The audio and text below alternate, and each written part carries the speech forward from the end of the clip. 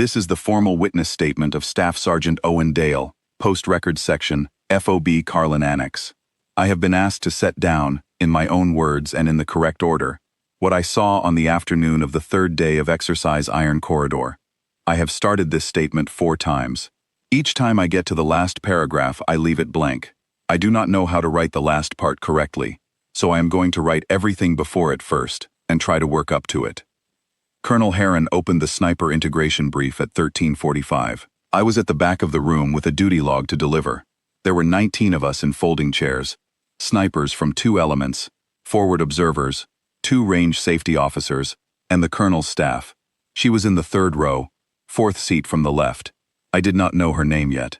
I knew she had checked in 2 days earlier under a sealed jacket, which meant I handled her personnel file at the records window and was not permitted to open it. That happened occasionally with personnel whose files were under administrative review. I wrote her last name on the duty roster, issued a range pass, and did not think about it again. Colonel Heron spoke for 11 minutes about the evaluation structure. 12 snipers would run a series of cold-bore qualification sequences across the 4,000-meter corridor, beginning at first light the following morning. He had the integration doctrine binder open in front of him, blue cover, 2 pages tabbed with yellow markers. I could see it from the back of the room. He covered the wind lag correction tables, the sector assignment rotation, the scoring protocol. He was precise and thorough. He knew his material. Then she raised her hand. I do not remember her exact words. She said something about the wind lag correction table in the doctrine being calibrated for a lower altitude theater and not accounting for the thermal inversion cycle at Carlin Annex, which she said ran approximately 3 hours earlier in the morning than the table assumed, that the correction values in columns 4 and 5 would need to be adjusted before the evaluation, or the first-round hit probability at the outer distances would be meaningfully affected. She said it the way you say something that seems obvious to you. No build-up, no apology for the interruption, just the observation, flat and specific. The room went still for a moment. Colonel Heron looked at her and asked her role. She said, "Records." He asked if she held a current sniper qualification. She said her qualification folder was sealed under a security review that had been resolved in her favor, that she had submitted 2 written requests since arriving at Carlin to have the seal lifted, and that neither request had received a response. He said he didn't run sniper integration evaluations on the strength of unverified claims from sealed jackets. He said it without raising his voice or looking away from her, which I remember because it was the kind of certainty that does not need to be loud. He said he appreciated the input on the doctrine, but that the records section did not belong in this room. He looked toward the door. He looked at me, because I was the records NCO, and he nodded. I walked her out myself. I want to be precise about this, because it matters to the rest of the statement. I did not argue with the colonel. I did not ask to see either of the written requests she had submitted. I did not ask anyone whether the seal on her jacket had been followed up on. I opened the briefing room door, and I walked beside her down the corridor to the post-records section, and I used my key to let her in. I told her I was sorry about how that had gone. She said she understood how these things worked. She sat down at the table nearest the window, the one that looks out over the eastern edge of the range corridor, and she opened a green notebook and began writing something. I assumed she was logging the range pass issuance. I went back to my desk. I had a supply requisition and 2 personnel action forms that needed to be filed before 1700. What I am about to describe I did not witness for most of it.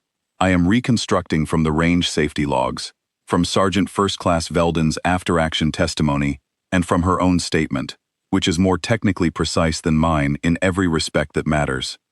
At 16:17, the calibration run went wrong. A range safety officer, not Veldon, the other one, whose name appears in the range log, had conducted a sector sweep of the northeast portion of the corridor and cleared it. The sector was not clean. An evaluation observer had moved to a position behind the high ground berm at the northeast corner of the corridor approximately 40 minutes before the sweep, ahead of the scheduled position time, without the range control desk being notified of the early arrival. He had a live weapon because he was functioning as a secondary range safety backstop in addition to his observer role. When the calibration rounds began going down range, he went to ground behind the berm lip and could not move without crossing into the active engagement corridor. He was pinned at approximately 2,600 meters from the records building, with no safe exit and no way to signal his position to range control without standing up. The range locked down at 16:19. Veldon's log entry is timed at 16:19:07. At 16:23, she knocked on my office door. She stood in the doorway and told me there was a man behind the northeast berm who could not exit the range safely. She told me she had been watching the shadow movement at that position from the records room window for 6 minutes. She said the shadow pattern at the berm lip was consistent with a prone figure. The geometry of it, the way it moved when a calibration round hit nearby, the difference between the shadow of loose dirt and the shadow of something that does not shift with impact. She said she had a fix on exactly where he was, and she had been watching long enough to be certain. Then she told me what she needed. She said the range duty rifle was in the arms locker to my left. She said she could see the northeast berm from the records room window at the correct angle. She said she was going to use a cold-bore suppression technique to collapse the berm lip above the prone figure without entering the active corridor, which would give the observer a covered route to the sector access road on his hands and knees. She said she needed 60 seconds and clear glass. I did not understand the technical terms she used on the first pass. She explained them again. By the second time, I understood enough to know she was describing a real plan and not a confused one. I want to be accurate about the authorization question, because it will come up. I did not formally authorize her to take the duty rifle. The arms locker is under my administrative custody. I opened it because she asked me to, and I had no framework for refusing what she was describing, not the plan itself, and not the person describing it. I told her the window did not open, and she said she knew. I do not know what she meant. I handed her the rifle. She was at the records room window for 51 seconds. I timed it on my watch because I did not know what else to do with my hands. She fired twice. Both rounds are accounted for in Veldon's range log and in the range safety incident report. The first round struck the berm lip at an angle that caused the crest material to collapse forward and down onto the observer's position. Debris without fragmentation, covering him without striking him. Veldon confirmed this, and the observer confirmed it in his statement. The second round went into the lower face of the berm, at a point that shifted the soil into a stable overhang, giving the observer a covered route approximately 60 centimeters high, running south toward the sector access road. The observer was out of the corridor in just under 4 minutes. She set the rifle on the table. She picked up the green notebook. She sat back down at the window and continued writing in it. I do not know what she was writing. I have asked myself that several times since. I do not think it was the range pass log.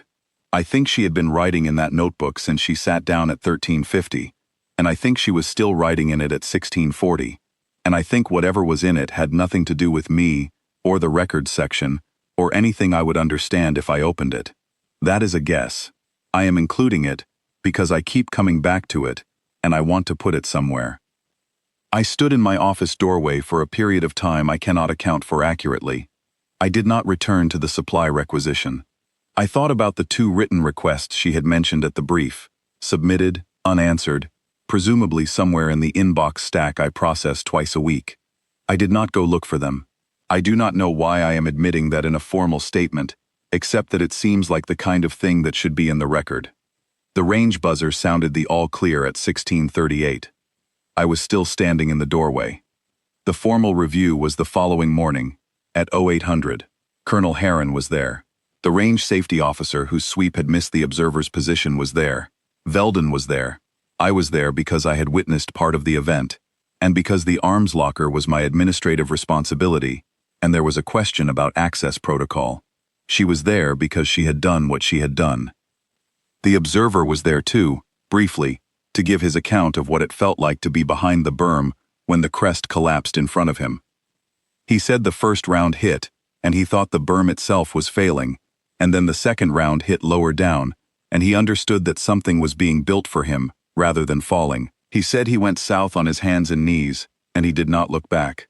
He said he did not know until the following morning who had fired the rounds. He looked at her for a moment, when the review officer said her name, and then he looked at the table.